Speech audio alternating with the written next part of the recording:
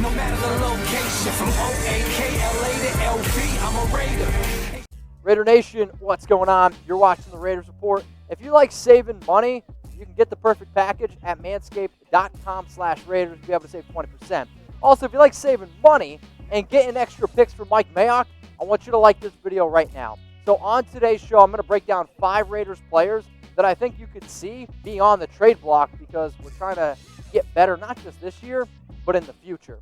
So the very first player that I'm going to talk about here is Tyrell Williams. Why would the Raiders trade Tyrell Williams? Well, we drafted Henry Ruggs. You have Lynn Bowden. You have Bryan Edwards. We have a lot more depth. I know that he started 2019 strong, but the injuries do honestly scare me. He is still kind of battling that plantar fasciitis. But what I want you to think about is if he is traded, the new team would have to pay his $11.1 million base salary, which honestly, that's not a very easy sell considering some of the contracts that players made in free agency this year. So if I'm trying to sell Tyrell, right, I'm like, okay, I don't want you to look at what he did in 2019. I just want you to look at what he did in his first 5 games, or maybe we can get 2016 version out of it. Because when fully healthy, Tyrell showed that he had a connection with Derek Carr, and he also showed that he can be a pretty darn good receiver. So if I'm trying to pick up the phone, if I'm trying to call another team, I'm saying, hey, look at these numbers, because maybe when fully healthy, maybe Tyrell would be able to put up 16 touchdowns. Not sure. That's a lot of touchdowns. However, he was efficient in the red zone, and if you're looking for a receiver who can help you out, and if you're a team that's trying to take that next step, and maybe you just lost a guy, maybe Tyrell Williams is an interesting option. So what I want to show you here now is his contract, because if a team goes out and trades for Tyrell, this is what they're responsible for, right? They're responsible for his base salary and then also his roster bonus. So it's not a lot of extra money for Tyrell, but as much as I like him, as much as that he'd be an interesting fit for another team, I think, I don't know if another football team is honestly going to be willing to pay that much money for Tyrell Williams. But the theme of today's show is this, trade candidates. So if I'm the GM, if I was Jon Gruden, the 5 teams that I would pick up my cell phone and I would try to call to see if they were interested in Tyrell, the San Francisco 49ers. Why? They just lost Deebo Samuel to 3 to 4 months. The Green Bay Packers, they need somebody to put next to Devontae Adams. The Miami Dolphins, they need some extra weapons. New York Giants, Washington Redskins, they need to be able to try to compete with the Dallas Cowboys and Philadelphia Eagles. Now, the other reason why Tyrell's on this list is because I have a lot of confidence in Bryan Edwards, who the Raiders went out and drafted it in round 3, 81 overall. I had a show last week and I talked about a report that the Raiders had a round 1 grade on Bryan Edwards. Now, I don't know if that's 100% true, but I do know this, that he is a very, very talented receiver and he's had very good production from South Carolina. In fact, he is the South Carolina all-time leader in career receptions, career yards, and 3rd in touchdowns with 22. But it's really hard to be able to find a player that has had this consistent of production out of the SEC at a school like South Carolina. So what I really want you guys to think about is, okay, he's 6'4", he's a big receiver. Let's just say if Tyrell can't get it done, you do have a player like Edwards. Or you try to save $11 million. Yes, you're only probably going to get like a 3rd, 4th round pick at the absolute best for Tyrell, whether you're going to get mad at me or not for saying that. Or, though, you can kind of turn to Bryan Edwards. So the theme of today's show is about me giving you some trade ideas, players that I would move on from. If you like it, cool. If not, hey, let's move on. So the clock is a-ticking. Help me reach 49K subs by the end of June. So when I started today's live show, 48,399. We have almost 1,000 people watching us live right now, and I guarantee you about half of y'all aren't subbed. So if half of y'all sub right now, we can get to just about 49K subs. So I'm trying to get there. More videos for the more viewers. I would appreciate that. You can find the link in the comments section. It'll also be in the description, or probably the easiest way, just click that big red button. Let's go to the next player here, which I'm sure all y'all are on board for. It's Lamarcus Joyner. So when the Raiders drafted Amik Robertson, I was like, this player is really good. I was also like, well, if Lamarcus can't play any better than what he did last year, it's going to be time to move on from him anyway because he's a liability. So if traded, the Raiders, they would save $7.95 million in 2020. That would be incentive to go out and trade Lamarcus. The issue is another team I don't know if they want to go out and have Lamarcus Joyner. Now, sure, the Raiders would be selling low. But when you look at what he did in 2019, it ain't pretty. Period, point simple. The Raiders would be kind of cutting ties, moving on, cutting their losses, and saying, you know what? We didn't get the 2018 version of Joyner that we paid for. And as much as I hope that Joyner can fit and get back to this mold, I'm a little bit worried. When I look at reports, when I look at some quotes from coaches, I don't know if Joyner's ever going to get there. So if a team does trade for Joyner, here's what you got to think about, okay? His base salary, which the new team would pay for, but also with Joyner especially, okay? Not so much like Tyrell. There's a lot more bonuses, and the team would also have to pay for those bonuses. And as much as I hope that Lamarcus could be this great player, if he continues to show what he did last year, there's not going to be a team out there. But let's just say a team's very confident, all right? And let's just say that I'm going to pick up my phone and I'm going to call teams looking for either a nickel cornerback right now. These are the teams I'm going to call. Teams that have been linked to players like a Logan Ryan. Teams that have been kind of linked to just needing secondary help the entire offseason. So all these teams here, maybe, just maybe, they'd be interested in going out and getting a player like Lamarcus. Now, the reason why I'm saying, you know what, let's cut bait, let's move on from Joyner, it's because I am super confident in a player like Amik Robertson, who I think you look at being one of the steals in the 2020 NFL draft, and only 21 years old, and I like production, right? Like, talking is one thing. Amik Robertson's backing it up, and he showed that 3 straight years at Louisiana Tech. And yes, it's a small-time school, but also it is a Division I school, and in 3 years he had 14 interceptions, 34 pass breakups. One thing that I love about Amik, yes, he's a little bit undersized. Dude's a baller, and he's going to play extremely hard. And as much as I want to hope that Lamarcus will, I know Amik Robertson's going to give us 110% every single snap. So I'm going to make this the pinned comment on today's video, okay? What is a pinned comment? It's the very first comment that you see on this YouTube video. So for those of you watching this Wednesday, it's going to be at the very top. And I want you to name a player that the Raiders should trade for. So you might get hit with an ad break. While that ad is playing, I want you to scroll on down and comment a player that the Raiders should trade away. Another player that I've talked about multiple times on the Raiders Report is Gabe Jackson. And I do think that Gabe Jackson is going to remain on the team. And honestly, I like Gabe Jackson a lot. But for the event of this video, I am talking about trade candidates. And if I'm trying to save a little bit of extra money, because I'm also confident in a player like John Simpson, Gabe Jackson has to make the cut here. And when you look at reports, when you look at a lot of the moves the Raiders made, I mean, y'all know, and I'll bite my tongue on this now, I thought the Raiders were going to move on from Gabe Jackson. But if traded, the new team would have to pay him $9.35 million.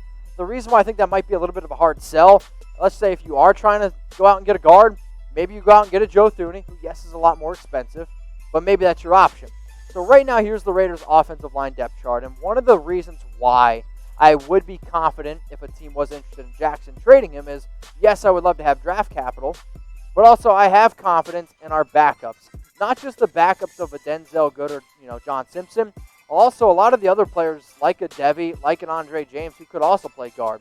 But the two players that I really want to talk about are Denzel Good, where I think he'd be first man up, where if Gabe Jackson goes down with an injury, he did battle injuries basically the last 2 years, you're going to look for the Raiders to kind of point their finger and say, you know what, Denzel, it's time for you to not just be okay, but for you to be pretty good for this offensive line. Bad pun, I know. Another player, though, that I have a lot of confidence in, John Simpson. John Simpson, to me, has very, very high potential. And I don't know if he's quite ready yet to be an NFL everyday starter, but next year, I have a lot of confidence in John Simpson. So if I can save money on Gabe Jackson now and get draft capital for Gabe Jackson now, that's something I'm going to try to do, right? Because I do have a lot of confidence in Simpson coming out of Clemson. But if the team trades for him, a lot of issues here are you're going to have to pay Jackson. So $9.35 million, 2022 to be exact, it's $9.347 million. Either way, it's a lot of money to pay for a guard that has battled injuries, for a guard who right now is 28 years old, and by the time he is 21, 2022, he's getting closer to 30 years old. So, team, if I'm going to pick up my phone, who am I calling for Gabe Jackson? You got to call the Eagles. They just lost Brooks, one of the best guards in the entire National Football League. The Seattle Seahawks, they need a lot of help on offensive line. You got to call the Browns as well, right? They've been connected to Joe Thuney. The Houston Texans, they need offensive line help, and Bill O'Brien, let's face it, is, well, not the smartest dude I've ever seen. Then the Baltimore Ravens, another team that I think could use a little extra help, ultimately at the offensive guard position. The issue, though, with trades is you got to be able to find that perfect package for a team. Well, I don't know if I can find the perfect package in a trade, but I can hook you up with this deal here. So if you're trying to get the perfect package from Manscaped, go to manscaped.com/Raiders, where you're going to be able to save 20% off and get free shipping. So what comes with it? You get ball toner, you get the lawnmower 3.0, which is basically everything you need to make sure that your package, I'm telling you, is looking like 4 Chucky heads good. The lawnmower 3.0, which comes included in the package, is the best male trimming machine out there. Like, it is insane. And what if I tell you I used it this weekend? I did, and I feel great. Also, boxers, you get a traveling kit if you want to take it on the go. Like when I go on my trip here in about 10 days, I'm going to be bringing my Manscaped stuff, and these Manscaped boxers are unbelievably comfortable. I know Father's Day was just a few days ago. Maybe you didn't get your dad something. Or maybe Father's Day went really well and you're trying to be a father next year. I can't guarantee it, but I can say the perfect package might help you out a little bit. So for everyone watching right now, you can go in the comments, you can go in the description, go get yourself the perfect package from Manscaped at manscaped.com/Raiders. Go to PJ Hall here on my Raiders trade candidates. And I like PJ Hall. I honestly do. I actually think he's one of the more underrated Raider players. But remember, he was reportedly on the trade block, especially during the NFL draft. And the reason why I could see this one happening is because the Raiders, they go out, they get Rod Marinelli. Rod Marinelli has connections with Malik Collins and Daniel Ross, which, he coached with the Dallas Cowboys. So maybe there's a reason why they went out and got those 2 players. And you can move on from PJ Hall. PJ Hall in 2020 is going to make $907K and is going to be a free agent in 2022. So if a team goes out and gets him, they got to pay the base salary, plus you're going to have to pay his 2021 contract, which is just a hair over $1.12 million. Speaking of hair, get rid of it at manscaped.com/Raiders. So here's what he did in 2019. I think PJ, in limited fashion, did okay. However, we have our run stoppers already, I would say, with a Jonathan Hankins. Malik Collins, I think, can take that next step. Mo Hurst is our best DT. So I like PFF sometimes, and I'm basically just going to show you this here. In terms of every single defensive tackle that was rated according to PFF last season, you can see PJ Hall was rated as the 38th best. Now, I don't know if he's quite worth 38th best DT, but if we can at least get some value for him, let's say like a 4th-round pick, 5th-round pick, plus save some money, and then invest a little bit more into some future draft capital, that's what I want, right? I want Mike Mayock to have some extra picks. So who are some teams that could be potentially interested in PJ Hall? I have the Arizona Cardinals. I think a fun trade idea would be like going out, maybe getting a player like Hassan Reddick, throw him in at linebacker. The Seahawks, they need some help on the defensive line, that's for sure. The Dallas Cowboys, Tom basically was like, the only way the Cowboys were taking him is if we take Tristan Hill. I don't know if I want that, though. Then you got the Houston Texans. Let's go pick up Bill O'Brien. And the Minnesota Vikings, who their defense looks totally different from free agency. So why would the Raiders, though, move on from PJ Hall? Because they are confident in Malik Collins, who they signed to a 1-year, $6 million deal. And I do think he's going to be a great fit in Rod Marinelli's defense. Also, when I think about defensive tackle, I think the Raiders keep 4 of them. I think it comes down to PJ Hall and Daniel Ross. So let's just say the Raiders already know they want to keep Daniel Ross, right? That's why they went out and signed him. If that's the case, you take advantage of that now and you move on from Hall. Because if Daniel Ross is starting and PJ's not getting a lot of time, his trade value continues to go down. So yes, I still think you're only going to be able to get a 4th, maybe 5th-round pick. Like, if that's the case, you pick on a guy, and I see in the comments section, go pick on Bill O'Brien. That was from Raider Thanos81. Go pick on Bill O'Brien. Go offer him PJ Hall. See what you get. So we do news, we do rumors, and a lot of times when I say subscribe, I'm actually surprised on how many people think that it costs money to subscribe on YouTube. No. Subscribing to the Raiders Report on YouTube is 100% free. So I always tell people, hey, sub. The more subs we get equals more videos. I don't know many people that give free content out as often as we do, but hey, if I can interact with y'all, if I can have a good time with like Ashley Kennelly, Ari 77, and Vincent the Gamer, that's what the show's all about. It's about growing the nation, so hit that sub button. The last player that I'm going to talk about here for trade candidates is Zay Jones. And they went out and signed Nelson Aguilar in free agency, plus all the players that we drafted. The new team would have to pay for his $1.4 million base, which for a player like Zay, I still think is actually a little bit high, right? So the fact that he's going to be a free agent in 2021, that might make a team a little bit cautious to go out and get Jones because let's say you do want him. You don't really have to pay him this year. Maybe you wait till he's a free agent. But when I think about players on the roster bubble, Zay Jones is 100% on that roster bubble. And when the Raiders went out and traded for him, he had 7 catches, 69 yards last year for the team. But I read the tea leaves, I look at what the team's doing, and obviously they're not 100% sold on Jones. I mean, or else explain to me why you go out and get a Nelson Aguilar, which $900K of his contract is fully guaranteed, and Aguilar's at least going to be able to help in special teams. Henry Ruggs, Lynn Bowden, Brian Edwards, they're all 100% going to make the team.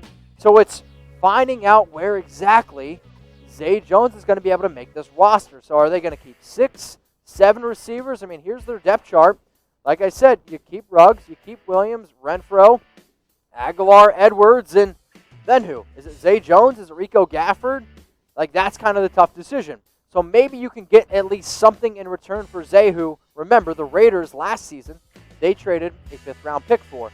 I'd call the 49ers, I'd call the Packers, Dolphins. The Patriots, I think, could be an interesting team because they've shown interest in Zay Jones before as well. So I talked about 5 players that the Raiders could potentially move on from. So I'm going to end this video here with, if you had to just pick one, okay, one player to trade after all the scenarios I gave, after all the teams that I think could be interested, who would you go with? If you would go with Tyrell Williams, I want you to type T. If you trade Lamarcus Joyner, I want you to type L. Gabe Jackson, type G. PJ Hall, type P. Zay Jones, I want you to type Z. Raider Nation, what's going on? Is this the #1 Raiders channel on YouTube? For Chucky Heads, believe it, baby. And if you haven't already, subscribe right here. I'm giving you Chucky Heads, news, rumors, Raider Nation rumors. And look at this, I'm making your life easier. Check out my next video. Thanks for watching, and go Raiders.